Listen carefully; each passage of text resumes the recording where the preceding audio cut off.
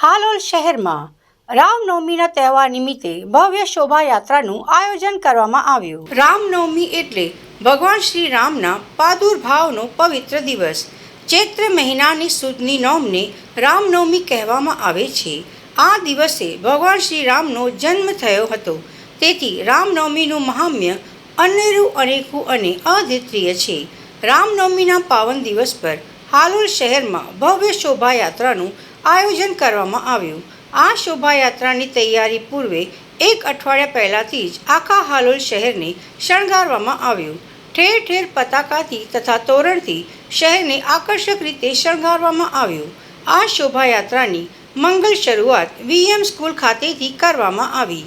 આ શોભાયાત્રા વીએમ સ્કૂલથી શરૂ કરીને બસ સ્ટેન્ડથી પાવાગઢ રોડથી સટા કામલી થઈને વડોદરા થઈ કંજરી રોડ ઉપર સરસ્વતી સ્કૂલની સામે ભાજપના કાર્યાલય પર રામજીની આરતી કરીને વિસર્જન કરી હતી.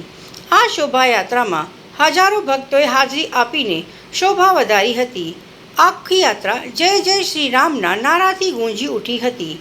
ભક્તોમાં ભારે ઉત્સાહ જોવા મળ્યો. હાલોલના ધારાસભ્ય શ્રી જયદેન્દ્રસિંહ પરમાર તથા મયુરદાદા હાજરી આપી હતી. આ ઉપરાંત બજરંગ દળ, વીએચ તથા સમસ્ત વૈષ્ણવ ભક્તોએ હાજરી આપી હતી. મોડી રાત સુધી આ શોભાયાત્રા ચાલુ રહી હતી અને પછી વિસર્જન કરવામાં આવતા સુધી ભક્તોમાં ભારે ઉત્સાહ જોવા મળ્યો હતો. ડીજેના તાલ પર રામજીના ભજનો પર સમગ્ર શોભાયાત્રાના રસ્તા ઉપર ભક્તોએ ડાન્સ કર્યા હતા. શોભાયાત્રાનું શાંતિપૂર્ણ રીતે સંપન્ન થયું હતું.